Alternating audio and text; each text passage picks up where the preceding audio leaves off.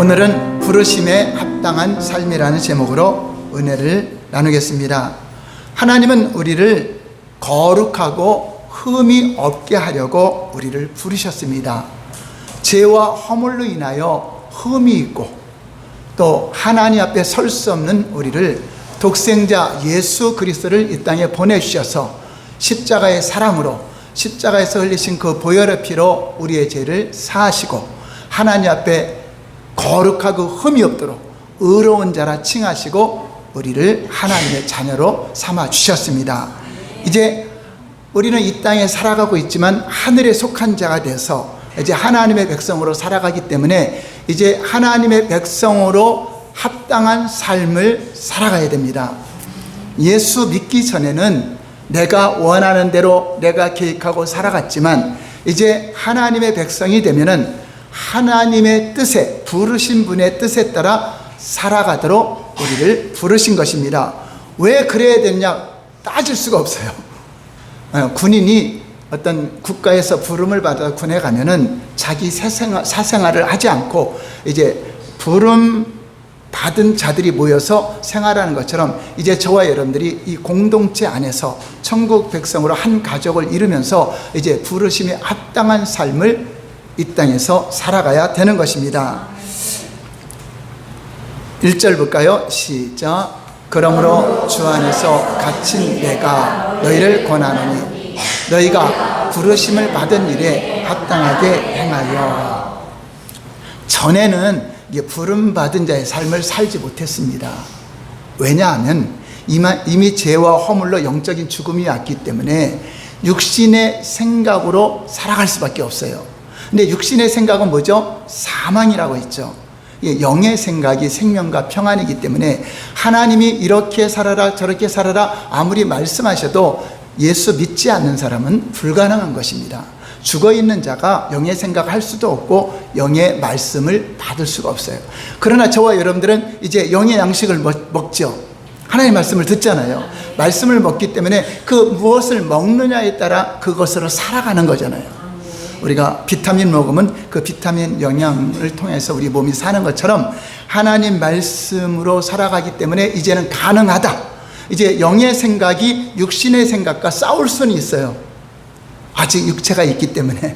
그러나 육신의 생각대로 살면 멸망하기 때문에 우리는 영의 생각으로 말씀의 검으로 육의 생각을 이겨야 하나님의 부르심에 합당한 삶을 살아갈 수가 있는 것입니다. 그렇다면 부름에 합당한 삶이 무엇인가? 여러분 이게 또 알아야 되잖아요. 에베소서는 우리가 하늘의 신령한 복을 통하여서 우리가 왜 죄인이 되었고 예수님을 왜 믿어야 되고 우리가 왜 교회 공동체 안에 들어가게 됐는가를 설명해 주면서 이제 부름받은 우리는 부르심에 합당한 삶을 살아가야 될 것을 하나하나 가르쳐주고 있어요. 여러분들이 이것을 잘 듣고 말씀으로 무장해야 그 합당한 삶을 살게 되는 것입니다. 자, 부르심에 합당한 삶 첫 번째는 뭐죠? 읽어볼까요? 시작. 겸손과 온유를 행하는 삶. 2절 상반절에 보면은 모든 겸손과 온유로 하고. 너희는 부르심에 합당한 삶을 사는데 가장 첫 번째가 겸손과 온유로 살라 하는 것입니다. 실상 우리가 예수 믿기 전에는 이것이 안 되었어요. 진짜 겸손하지 않아서 겸손한 척은 하죠. 인격과 수양을 많이 쌓은 사람들이 겸손한 모습을 보이잖아요. 근데 그거는 진짜 겸손이 아니라 겸손한 척 모양만 갖추는 겁니다. 또 온유한 척, 실상은 온유하지 않지만 이런 어떤 세상의 교훈과 이런 것으로 온유하게 다듬어지지만 실상은 우리는 진짜 온유가 없어요. 하나님의 형상이 사라졌기 때문에 온유 대신 혈기가 들어오고 겸손 대신 뭐가 들어오죠? 교만함이 들어와서 결국 자기 마음대로 사는 게 교만한 거잖아요. 각기 자기 길로 가는 자체가 교만한 거기 때문에 겸손한 척 하는 거지 절대 세상에는 겸손과 온유가 있어요 없어요? 없어요. 겸손과 온유는 하나님의 형상 안에 있는 거예요. 여러분 우리의 생명은요 우리 안에 이미 없어요. 하나님 형상 안에 생명이 있어요. 하나님 형상. 그 형상이 회복된 사람만이 영적인 영원한 생명이 주어진 것입니다. 근데 하나님의 형상은 누구에게 있죠? 예수님이 하나님의 형상이죠. 예수 그리스도는 누구의 형상이다? 하나님의 형상이시다. 그 아들 안에 생명이 있다. 우리에게 생명이 있는 것이 아니라 우리 안에 있는 생명은 예수님께 있는 것인데, 그 생명이 내 안에 들어옴으로 말미암아 아들이 있는 자에게는 생명이 있고 아들이 없는 자에게는 생명이 없다. 교회를 100년을 다녀도 하나님의 형상이 없는 사람은 그건 가짜다. 가짜. 하나님의 형상이신 그분이 내 안에 계실 때 온유와 겸손이 나타나는 것입니다. 그래서 내 안에 사단이 주는 형상은 뭐죠? 혈기, 교만, 이런 거는, 형상이라고 하는 것은 성품을 말해요. 하나님의 형상은 온유와 겸손과 오래 참음과 사랑과 이런 형상인데, 그 반대되는 것이 사단이 우리에게 심어놓은 형상이에요. 근데 그 형상대로 살아요. 우리 사는 거죠. 온유하게 살고 겸손하게 살고 혈기내고 살고 교만하게 살고 사는 거잖아요. 삶이라는 게 가만히 그냥 숨 쉬는 것만 사는 것이 아니라 우리가 어떤 성품으로 살아가는 게 사는 거잖아요. 그런데 사단도 그 형상을 주어서 사단의 형상으로 살아가게 해요. 세상 모든 사람들은 실제는 하나님 형상으로 사는 것이 아니라 사단의 형상으로 살아가고 있는 것입니다. 아닌 척을 하는 거죠. 그런데 이제 여러분들이 예수님을 영접하고 너희 안에 예수 그리스도가 있는 자에는 하나님의 형상이 회복되었기 때문에 그 형상을 통하여 겸손하게 살 수 있다, 온유하게 살 수 있다는 것을 인정하시기 바랍니다. 아멘. 여러분, 이게 안 된다고 한다면 여러분 안에 예수님이 없는 거죠. 그럼 100년 교회를 다녀도 그거는 생명이 없는 껍데기에 불과한 것입니다. 진짜 온유함이 있어야 돼요. 내가 온유해지는 것이 아니라 그분이 내 안에서 온유함을 나타내고 그분이 내 안에서 겸손함을 나타내는 것입니다. 원래 겸손이라는 말은 하나님 앞에서 내가 피조물이라는 것을 인정하는 태도. 이 피조물은 지으신 창조주의 방법대로 살아가야 살 수 있어요.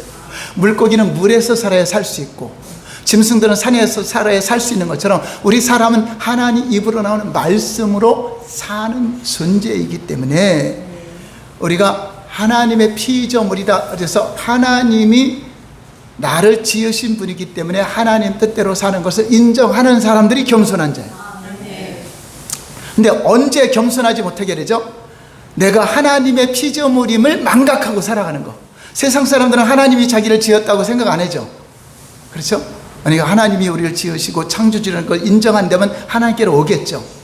자, 저와 여러분들은 이제 하나님이 창조주임을 알고 그분의 말씀으로 사는 존재라는 걸 인정하고 있습니다. 그러면 능히 가능한 것입니다. 할렐루야. 여러분, 에덴 동산에서의 죄의 시작도 결국은 너도 하나님같이 될 수 있다는 교만함이 나온 겁니다. 교만함. 그 교만함 때문에 선악을 알게 한 나무의 실과를 따먹은 거죠. 그리고 실제는 원죄가 뭐냐? 교만입니다. 교만. 이 교만이 지금도 끊임없이 그리스도인들을 선동해서 생명에서 떨어지게 만듭니다. 교회 안에도 사단이 들어와서 교만함을 주어서 하나님께 순종하지 못하고 하나님이 세운 질서를 무너뜨리는 일들이 너무나 많기 때문에 부르심에 합당한 삶이 얼마나 중요한 것인가를 말씀하고 있습니다. 때로는 우리가 아직 하나님 형상대로 살아가지 못할 때는 내 생각이 옳은 것 같아요. 내 판단이 바른 것 같고, 그래 그 아집 속에서 교회를 분열하게 만들죠. 교회는 어떤 일을 하고 계획을 할 때 내 생각이 중요해요? 하나님의 뜻이 중요해요? 네, 하나님의 뜻에 합당해서 그렇게 믿음이 성숙한 장로님들과 이렇게 협의를 해서 교회를 이끌어 가는 것입니다. 그런데 하나님의 형상이 없는 사람들은 자기가 주장하죠. 내 말을 들어야 돼요. 그래서 뭐 목사를 쫓아냈다 뭐 했다 이런 일들도 있잖아. 이것은 이 교만이 나타나는 거죠. 그래서 우리는 하나님 한 분만이 절대적으로 옳다. 한번 따라서 할까요? 하나님 말씀은 무조건 옳다. 여러분들이 아니라고 생각할 때 다시 1번으로 돌아가야 돼. 그것이 겸손한 마음을 갖는 것입니다. 그래서 이 진리를 심령 깊숙이 인정할 때 그분의 말씀에 전적으로 순종하는 겸손한 모습이 나오게 되는 것입니다. 교만한 사람은 피조물인 자기 지위를 지키지 않고 하나님 말씀을 떠나 창조주 하나님을 잃어버린 사람들이죠. 이것이 교만입니다. 그래서 죄 중에 가장 큰 죄가 뭐죠? 교만이죠. 교만이 가장 큰 죄죠. 자, 교만은 어디서부터 시작됐을까? 하늘에서부터 시작됐죠. 하늘에서 천사 중 하나가 교만해져서 자기 지위를 지키지 않고 하나님의 보좌를 탐하다가 결국 쫓겨나죠. 이 하나님은 교만한 사람은 구원을 안 해줘요. 교만한 사람은 하나님은 대적하세요. 교만한 사람은 물리치세요. 우리에게 원수까지 사랑하라고 하신 그분이 교만한 사람은 미워한다고 해요. 잠언서에 보면 나는 교만한 자를 미워하나니. 하나님도 미워하는 사람인데 우리는 원수까지 사랑하라고 해놓고 교만한 사람을 미워. 그래서 교만이 가장 큰 죄임을 알 수 있습니다. 자, 하늘에 타락한 천사 루시엘, 하나님의 천사가 루시퍼가 됐죠. 자, 이 루시퍼가 어떤 죄를 지고 쫓겨났는가? 유다서 1장 6절 볼까요? 시작. 또 자기 지위를 지키지 아니하고 자기 처소를 떠난 천사들을 큰 날의 심판까지 영원한 결박으로 흑암에 가두셨습니다. 우리 루시엘 천사는 하나님께 찬양과 경배를 담당하는 천사였어요. 아주 지을 때부터 아주 아름답게 아주 완벽하게 모든 달란트를 가지고 창조됐지만 이게 마음이 교만이 들어와서 내가 하나님 보좌를 탐하게 되죠. 예수님이 앉아야 될 보좌, 그 자리를 탐하게 되면서 자기가 하나님같이 되려는 그러한 죄를 짓고, 하나님은 그 교만한 천사를 용서할까 안 할까요? 예, 큰 날의 심판까지 영원한 결박으로 흑암에 가둬버렸습니다. 자, 여기서 자기 지위를 지키지 아니했다는 것은 하나님이 세운 질서를 무시하고 교만해서 자기가 머리가 되려고 하는 거예요. 교회 안에 오늘날도 사단은 그렇게 만들어요. 교만해져 갖고 위에 지시의 질서를 안 따라요. 교회는요, 하나님이 세운 권위가 있고 질서가 있어요. 목회자 감독이 있고 또 장로님들이 계시고 또 전도사가 있고 사역자가 있고 이런 사역이 있는데 이 교만해지면 다 무시해버리죠. 여러분, 그런 죄는 저지르지 말아야 돼요. 교만한 사람은 결국 쫓겨나게 돼 있어요. 그거는 하나님이 다뤄요. 이 사람에 의해서 다루는 것이 아니라 하나님이 다루세요. 교만한 자는 오래 가지 못해요. 결국 하나님이 물리치고 대적하기 때문에 그 직분을 빼앗기고 그 자리에서 떠나가게 되는 것입니다. 그래서 교회에서도 교만한 사람의 특징은 교회에 부여된 하나님의 권위를 무시합니다. 다 내 말을 들어야 돼. 그래서 어느 교회 가면 어떤 장로님파, 어떤 권사님파. 전에 한번 그 장로님하고 식사하러 갔더니 저기 반대파들이 모여 있다고. 다른 식당으로 가자. 그거요, 죽으려고 작정한 사람들입니다. 하나님 앞에 지옥 가려고 작정하면은 당을 만들어야 돼요. 당지는 절대 천국에 못 들어가요. 교회는 교회에 당회가 있고 또 어떤 여러분 다 전도회가 있고 그게 다 있어요. 여기 사적인 거 만들면 안 돼요. 교회는 결국은 그 사적인 모임 때문에 교회의 모든 문제나 모임도 또 거기가 우선순위 돼요. 절대 하나님이 세운 질서가 우선순위 돼야 돼요. 그거는 우리 사람이 만든 것이 아니라 하나님이 세웠기 때문에. 그래서 교만한 사람의 특징은 이 질서를 무너뜨려요. 그래서 문제가 생기죠. 시끄러워지죠. 사탄은 아담과 하와를 미혹할 때도 똑같은 죄를 짓게 하죠. 너도 하나님같이 될 수 있다. 그렇죠? 너도 머리가 될 수 있다. 왜 순종만 하냐? 네가 시켜서 할 수 있는 그러한, 아담과 하와가 그러니까 선악과 따먹은 거 먹고 싶어서가 아니라 자기도 하나님같이 될 수 있는 그러한 말을 들었죠. 바로 이 사단은 이렇게 질서, 지위를 지키지 않는 죄를 범한 겁니다. 자기 자리를 떠난 천사를 하나님은 어떻게 하실까요? 베드로후서 2장 4절 볼까요? 시작. 범죄한 천사들을 용서하지 아니하시고 지옥에 던져 어두운 구덩이에 두어 심판때까지 지키게 하셨으며, 결국은 하나님은 그를 용서치 않고 쫓아내 버립니다. 결국은 지옥에 가게 되는 거죠. 그래서 교만은 회개해야 돼요. 우리는 하나님을 알지 못할 땐 다 교만하게 살았죠. 내 마음대로 살았잖아요. 그런데 이제 하나님의 뜻이면 내 생각을 죽일 수 있다. 그분이 내 안에 계시기 때문에 교만을 죽일 수 있습니다. 없는 사람은 겸손한 척 하겠죠. 이런 겸손한 척 해갖고 천국 갈 수 있어요? 안 돼요. 그 척하면 안 된다 그러죠. 진짜 겸손한 것이 내 안에 계셔 있어야 되는 것입니다. 그래서 교만은 멸망의 선봉입니다. 잠언 18장 12절 볼까요? 시작. 사람의 마음의 교만은 멸망의 선봉이요 겸손은 존귀의 앞잡이니라. 그리고 교만한 사람이 왜 지옥 가게 되냐면 은혜를 못 받아요. 은혜를. 하나님 은혜를 안 줘요. 겸손한 자에게만 은혜가 임하게 돼 있어요. 겸손하면 어느 조그만 교회 가도 은혜를 받아. 어떤 어린이가 어떤 간증을 해도 은혜를 받아. 어떤 교회 크고 뭐 이런 거 따지지 않아요. 그냥 그 자체가 겸손한 사람은 은혜가 임하게 돼 있어요. 어느 곳에 기도원을 가도 은혜를 받는데, 교만한 사람은 뭐 판단할 거 생각하죠. 뭐가 어떻고 저떻고 하죠. 그래서 교만하게 되면 하나님이 대적하기 때문에, 여러분, 하나님이 우리 사람이 아무리 세우려고 해도 하나님이 대적하면은 그게 감당이 되겠어요? 안 되겠죠. 우리는 끌어당겨서 얘기해서 세우려고 하는데 하나님이 물리치신다. 그래서 복이 임하겠습니까? 결국 멸망이겠죠. 사단에 끌려가겠죠. 우리 베드로전서 5장 5절 볼까요? 시작. 젊은 자들아, 이와 같이 장로들에게 순종하고 다 서로 겸손으로 허리를 두니라. 하나님은 교만한 자를 대적하시되 겸손한 자들을 은혜를 주십니다. 우리가 사탄을 대적하고 귀신을 대적하는 단어를 여기다 썼어요. 이 교만한 자는 사탄처럼 하나님은 그렇게 취급하신다. 대적하신다. 어떤 자들이죠? 장로들에게 순종하지 않는 자들. 질서죠. 하나님이 세운 지도자에게 순종하지 않는 걸 말하는 겁니다. 내가 교만해, 내가 더 높아져 갖고 가르치려고 하는 거. 집사가 권사를 가르치고, 권사가 목사를 가르치고, 그럼 빨리 신학교 가야 돼. 그거 가르치면 안 돼요. 신학교 가서 딴 사람은 자기가 해서 가르쳐야지. 공부해서. 교회 안에서는 질서가 있기 때문에, 우리가, 여러분들이 지도자가 하나님 볼 때 완벽해서 세운 거예요? 하나님이 세웠기 때문에 하는 거예요? 거기에 순종해야 돼요. 사울왕이 아무리 악해도 하나님이 기름 부어 세웠기 때문에 다윗이 손 안 대잖아요. 존중이 여기잖아요. 그게 겸손한 사람의 특징입니다. 그래서 여러분 함부로 주의 좀 판단하고 평가하지 마시기 바랍니다.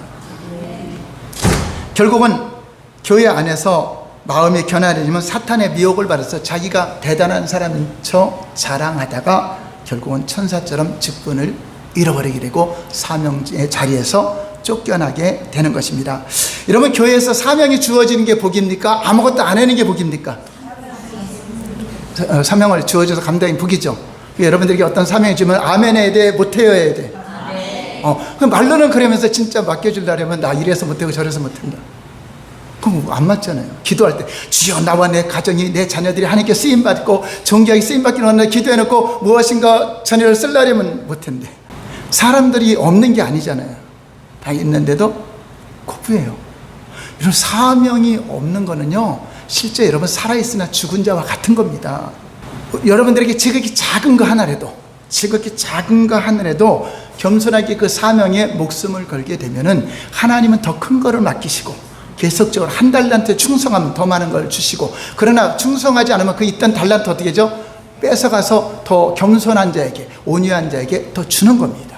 그 어떤 사람이 많은 걸 갖고 있죠. 그 사람이 온유한 사람이에요. 하나님은 어떤 똑똑하고 잘난 사람을 쓰시는 것이 아니라 겸손하고 온유한 사람에게 맡기는 것입니다. 그래야 덕을 쌓고 좋게 열매를 맺게 되는 것입니다. 이 땅에서 살아가는 동안 우리 생명이 가장 귀하죠. 생명이 귀하죠. 온천을 얻고도 생명을 잃으면 무슨 소용이 있어요? 여러분 100억을 받고 오늘 죽을래라면 100억 받고 죽을래요? 안 죽고 더 살래요? 여러분 있는 돈도 내 살기 위해서 다 팔아서 수술도 하는데 온천을 얻을 생명이 중요하죠.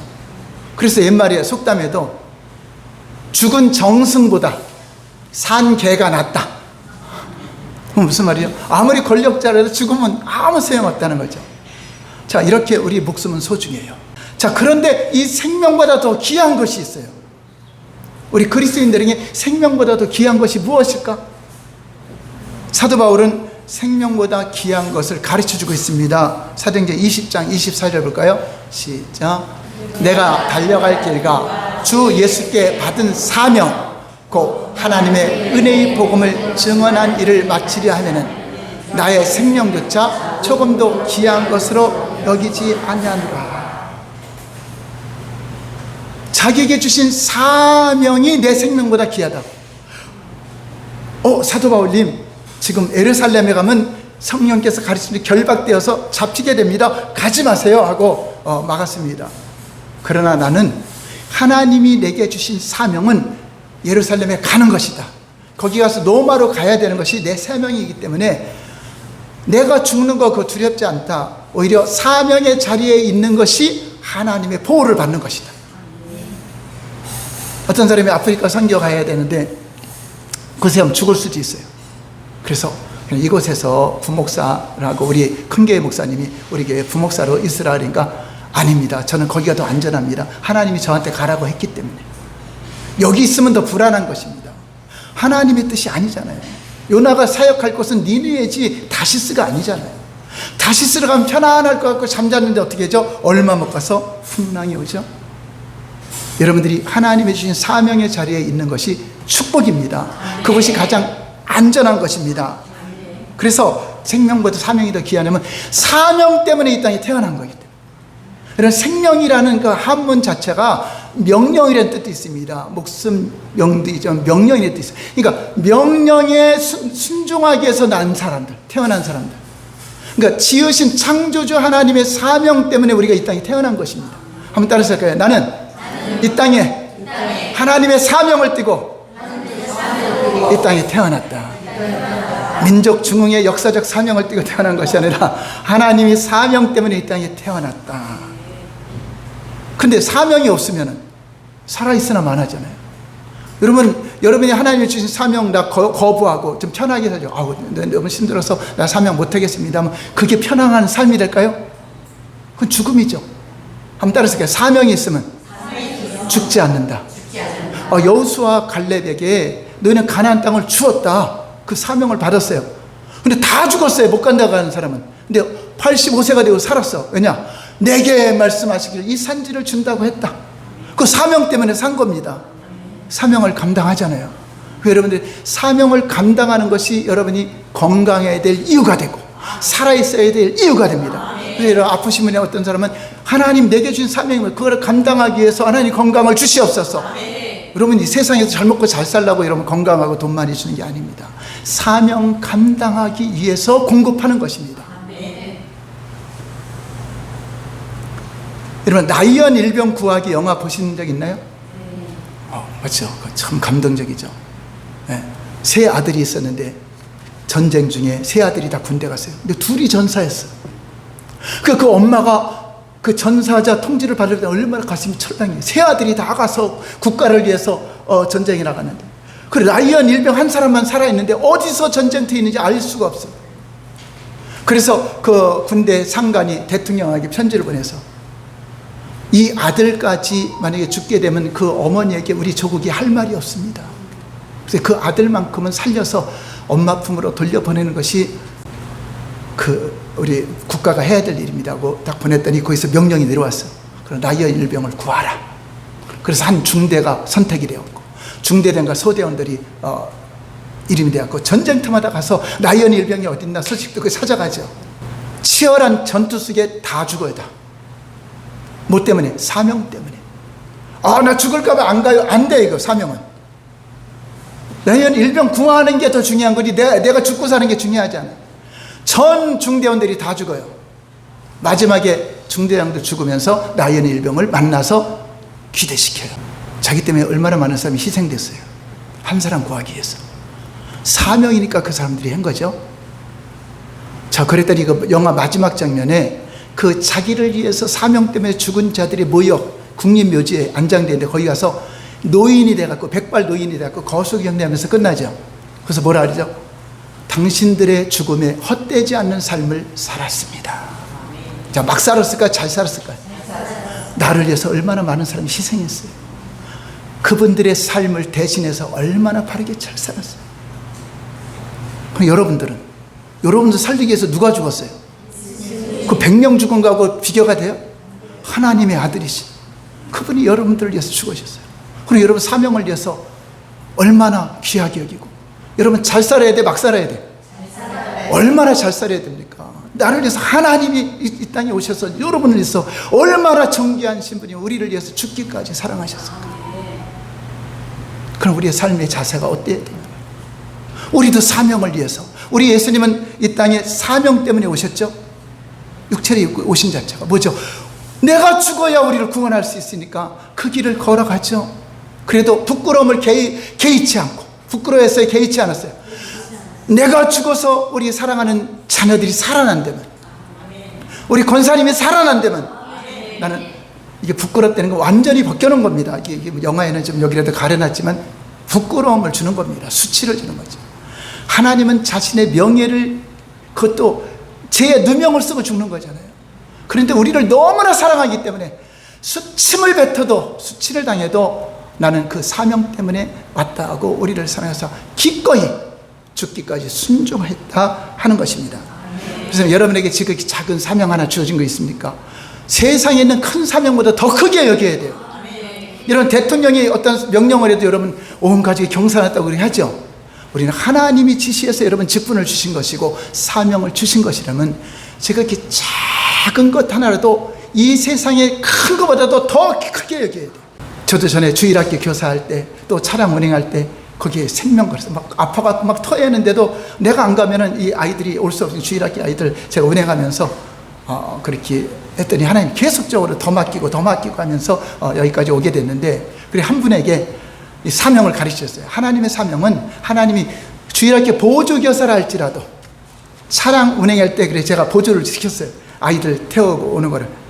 자, 근데 아파도 비가 오나 눈이 오나 거기에 생명 걸었어요. 그때 주일학교 그때 그 당시 일찍 했어요. 8시부터 7시부터 나와서 아이들 깨워서 세수까지 시켜서 단장에서 뭐 이렇게 태워오는 그때였어요. 지금은 집에 가면 문도 안 열어주죠. 자, 그 일에 충성했더니 하나님이 계속 그 사람도 보니까 장로의 반열까지 세워지더라고요. 저렇게 작은 것 하나를 기억해야 돼요. 절대 여러분 사명을 소홀히 여기면 여러분 죽은 겁니다. 여러분 무엇 때문에 살고 있어요? 사명 때문에 사는 거잖아요. 그럼 사명이 더 큰 거잖아요, 내 삶보다. 그럼 이것 때문에 내 모든 것이 다 포기할 수 있는 것이 사명자잖아요. 여러분들이 두려워하는 게 뭐죠? 진정으로 두려워하는 거. 세상 사람들이 뭘 두려워하죠? 죽을까 봐 두려워하죠. 질병을 두려워하죠. 어떤 사고를 두려워해요. 그거 두려워할 게 아닙니다. 사명이 없는 것을 두려워해야 돼요. 사명의 사망. 여러분 사명이 없는 것은요, 여러분 모비명이 새겨진 거야. 여러분이 사명 감당하지 않고 딱 끊어지는 순간 여러분이 이미 죽은 거야. 100년 더 산들 좀 시간만 연장되는 거지 삶의 의미가 하나도 없는 것입니다. 여러분 피아노 반주자가 피아노 반주할 곳이 없다면 그 죽음이죠. 지휘자가 지휘할 곳이 없다면 그 죽음이죠. 목회자가 설교할 교회가 없다면 죽음이죠. 교수가 가르치는 강단이 없다면 죽음이죠. 우리 동기들도 보니까 너무나 코로나에 힘들어갖고 교회를 닫았더니 더 죽었어도, 교회에 있을 땐 성도 하나도 없더라도 설교할 강단이 가족을 놓고 있을 때는 힘을 얻더니 그걸 딱 정리하고 나니까 완전히 모임에도 못 나오고, 그리고 다시 이제 회복해서 교회를 세우고 났더니 지금 막 날라다녀요. 자, 이와 같이 우리는 사명에 생명 걸고 충성하는 것이 바로 겸손입니다. 그리고 우리가 자랑할 것이 없는 거예요. 하나님의 은혜로 살기 때문에 우리가 이렇게 충성하고 있는 것입니다. 그래서 사도 바울은 이렇게 자랑하죠. 갈라디아서 6장 14절 볼까요? 시작. 그러나 내게는 예수 그리스도의 십자가 외에 결코 자랑할 것이 없습니다. 네, 그리고도 우리가 하는 말은 오직 예수만 자랑. 결코라는 단어 썼죠. 다른 거 자랑하지 않는다. 겸손한 자는 남을 높여 자기를 낮추고 오직 주님의 은혜로 이렇게 하고 있습니다. 자랑하는 거죠. 그래서 그리스도인의 겸손은 내가 썩어져서 미랄이 되어서 나를 드러내지 않고 다른 사람을 살리는, 다른 사람이 살려서 아름다운 열매 맺는 그러한 자가 진정한 겸손한 사람이고, 예수님도 그렇게 삶을 살았죠. 예수님이 어떻게 살았는가 읽어볼까요? 빌립보서 2장 5절에서 8절 시작. 너희 안에 이 마음을 품으라. 곧 그리스도 예수의 마음이니 그는 근본 하나님의 본체시나 하나님과 동등됨을 취할 것으로 여기지 아니하시고 오히려 자기를 비워 종의 영체를 가지사 사람들과 같이 되셨고 사람의 모양으로 나타나사 자기를 낮추시고 죽기까지 복종하셨으니 곧 십자가에 죽으심이라. 자, 여기까지. 자, 그래서 예수님의 순종은 겸손한 마음은 이렇게 사명을 위해서 죽기까지 충성을 하는 것입니다. 우리 반주자님 다리 기부세 갖고 와서 사명을 감당했잖아요. 그 진짜 이거는 칭찬받을 일이요. 정말 기뻐하는 거죠. 아프다고 입원했는데 안 올 수도 있죠. 뭐 그래서 그거 다 이해해야죠. 여러분 맡겨진 사명에 한번 생명 걸어본 적 있어요? 진짜 막 힘들어갖고 막 힘든데 목사는요 아플 수도 없어요. 아파도 나와야 돼. 그 사명을 우리 장로님 아까 사명 감당 모든 거 다 참석한다 그러죠. 그런 사람들은 하나님이 지켜주더라고요. 아멘. 우리 장사모가 전에 예배에 다 참석 못하고 그럴 때 맨날 아파갖고 막 힘들어하고 했더니 모든 예배에 참석하는 게 은혜가 되고 목적이 되더니 그 아픈 게 다 사라져 버렸어. 사명에는 하나님이 이러한 놀라운 은혜를 더하여 주시는 것입니다. 그 다음에 겸손과 함께 온유죠. 온유. 우리 예수님의 마음은 사랑과 겸손과 온유입니다. 온유는 영어로 미크니스라고 하는데 이거는 부드럽고 친절한 자세. 즉 온유라는 말은 사나운 짐승이 길들여서 주인의 말에 순종하는 것, 야생말을 길들여서 순종하는 걸 온유라고 해요. 여러분 그 온유해야 예수님이 여러분들 쓰시죠. 이러면 나귀를 타고 입성하는데 나귀가 온유하지 않아갖고 일리 가라면 저리 가고 뭐 휘잉해버리면 탈 수 있어요? 겸손한 나귀죠. 사람들이 웅성이 있는데 그곳으로 가라면 가고 자러 가라면 가고 우러 가라면 가고, 이것이 온유죠. 온유한 그런 마음을 가져야 되는데 이 사탄은 끊임없이 우리 육체에 혈기를 심어줘요. 우리가 예수님 믿는다고 다 온유해지는 건 아니에요. 아직도 이게 남아있어요.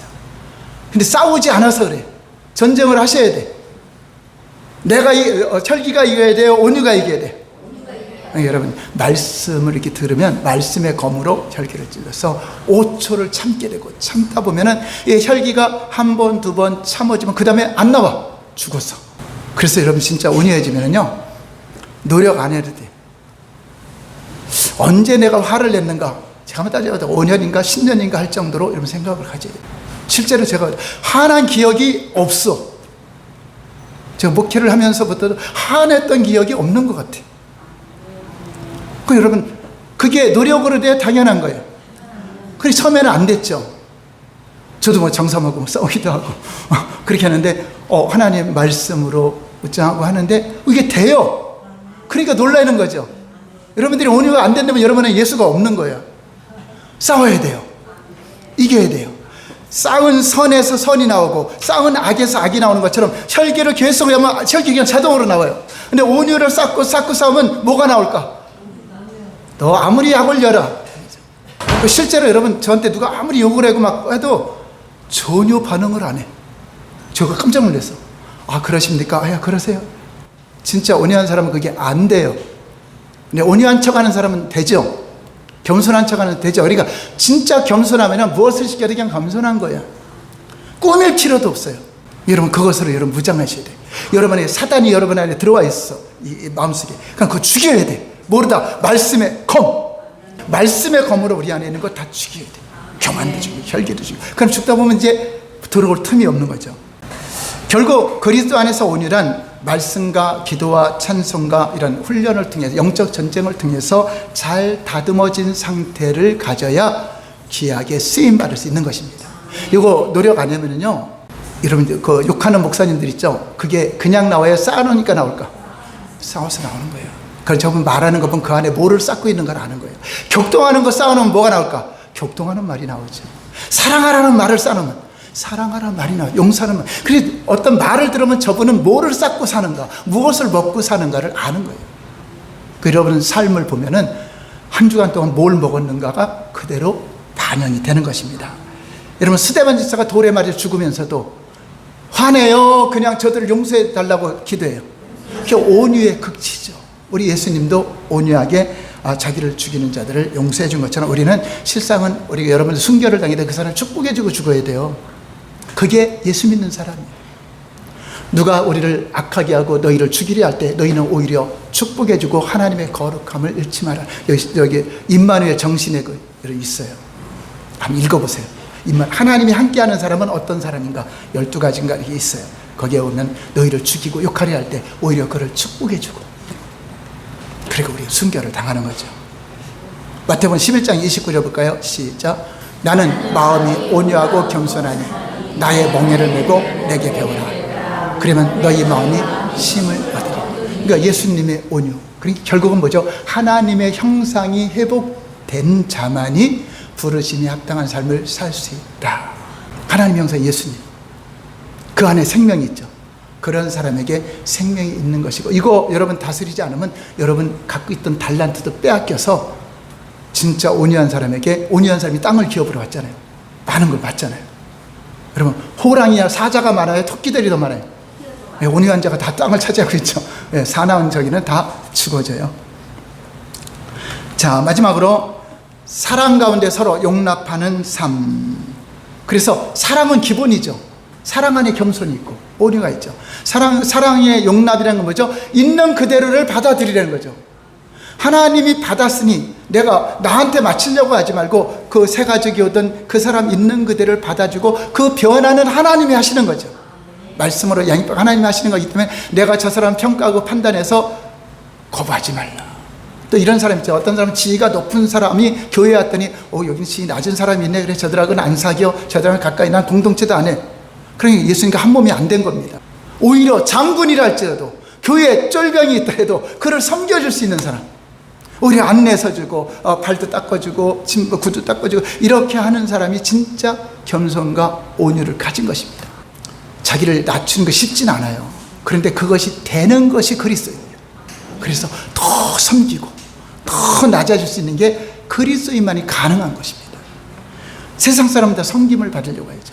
근데 우리는 도리어 섬기려 하고, 예수님은 오늘 밤에 잡혀가서 십자가에 죽을 건데도 그 밤에 뭐 했죠? 제자들이 발을 닦아주잖아요. 하나됨을 지키는 삶, 부르심이 했다는 사람은 한번 3절 읽어볼까요? 시작. 평안에 매는 줄로 성령의 하나된 것을 힘써 지키라. 자, 이거는 공동체를 여러분 분열시키지 말라는 거죠. 하나의 성령으로 우리 부음받아서 하나가 되었어요. 사랑의 띠로 하나가 되었어요. 그 안에서 하나가 되려면 뭐 해야 돼요? 온유와 겸손과 사랑 가운데 용납하는 삶, 오래 참는 삶, 이런 삶을 통해서 하나가 되는데, 그것이 안 되면 교회 안에서 계속 분열이 일어나고 다툼이 일어나기 때문에 지킬 수가 없다. 고린도 교회가 그랬죠. 나는 이 은사를 받고, 나는 내가 누구고, 나는 아볼로파요, 나는 게바파요, 사도 바울파요, 나는 예수 그리스도파요. 이렇게 막 분쟁이 일어나죠. 너희 모임이 헛되다. 오히려 그런 분쟁이 일어나면 모임을 딱 끝내야 돼. 그래서 우리 그리스도의 사랑으로 성령이 하나 된 것을 힘써 지키려고. 그건 뭐죠? 내가 공동체의 일원이 되어서 공동체의 연약함이 무너지지 않도록 내가 힘써야 돼요. 근데 어떤 사람은 자기와 하나님 관계만 가죠. 그래서 교회 안에 나 신경 쓰지 마세요. 그거는요, 예수님 몸에 안 붙은 거야. 예수님 몸의 한 몸이라는 것은 내가 공동체 안에 들어와서 나보다 힘든 사람, 연약한 그들의 아픔을 내가 느낄 수 있는 사람, 그들을 위해서 기도해 줄 수 있는 사람, 그게 한 가족이죠. 그런데 교회가 크다고 해서 한 몸 된 게 아닙니다. 다른 사람 신경 안 쓰고 나는 하나님만 관계를 가져. 그래, 내 필요에 의해서 교회 오는 거죠. 내 어떤 기도 제목이나 가지고 어떤 내 유익을 위해서 교회 오는 거, 그거는 교회가 아닙니다. 그거는 집에서 1대1로 드리는 거랑 똑같은 거죠. 교회는요, 그 공동체 안에 들어가야 돼요. 목장 안에 들어가야 돼요. 들어가서 그들이 아픔이 내가 판단하고 정죄하지 말고, 나 같은 죄인도 주님이 받으셨는데, 나 같은 완악하고 죄인 중에 계신 나도 받았는데 내가 누구를 판단하고 할 수가 있어. 그러니까 우리는 겸손하다면은 나 같은 사람도 받았으니 너희도 받으라고 주님 계속 말씀하고 있죠. 변화시키는 하나님. 제가 어떻게 여러분들을 변화시키겠습니까? 장로님이 누구를 변화시키겠습니까? 하나님께 맡기는 거고, 우리는 하나님이 보내셨으니, 하나님이 그럼에도 받으셨으니 우리도 허물을 용납하고 덮어주고 받아줘서 그분이 성숙한 신앙으로 자랄 수 있도록 성령이 하나 되게 하신 것을 힘써 지키는 것은 내가 그를 위해서 생명까지도 내줄 수 있어야 돼요. 그래서 사랑은요, 자기 형제들을 위해서 목숨을 버리는 것이 마땅하도다. 그러한 사랑, 인간적인 사랑이 아니라 죽기까지, 원수까지 사랑하는 그 사랑을 주님, 너희가 이같이 서로 사랑하면 내 제자인 줄 알리라. 친구를 위해서 목숨을 버리면 그거보다 더 귀한 것이 없다 한 것처럼, 그러한 사랑을 가진 자들이 모인 교회, 그 교회를 우리 주님은 나의 친구다, 나의 가족이다 하는 것입니다. 자, 그렇게 되려면 부르심에 합당한 삶을 살아가야 되겠죠. 온유와 겸손. 여러분 이거 외워야 돼요. 기도할 때는 그 기도해야 돼요. 하나님, 저에게도 온유와 겸손과 사랑 가운데 오래 참음으로 용납하는 삶을 살게 하시고 성령이 하나 된 것을 힘써 지킬 수 있도록 하나님 도와주시옵소서. 내 힘으로 되지 않지만 성령님 도와주시어서 부르심에 합당한 삶으로 나를 인도하시어서 조금 더 부족함이도록 여러분 기도하면은 그것이 검이 돼서 여러분의 그 반대되는 게 죽어져요. 성경을 이렇게 소리내서 읽는 것뿐만 아니라 그것이 나의 기도가 되어야 되고 나의 삶에 적용이 되어야 여러분 공동체를 사랑하는 거예요. 자, 이러한 복된 삶이 되시기를 예수님 이름으로 축원합니다. 기도하겠습니다.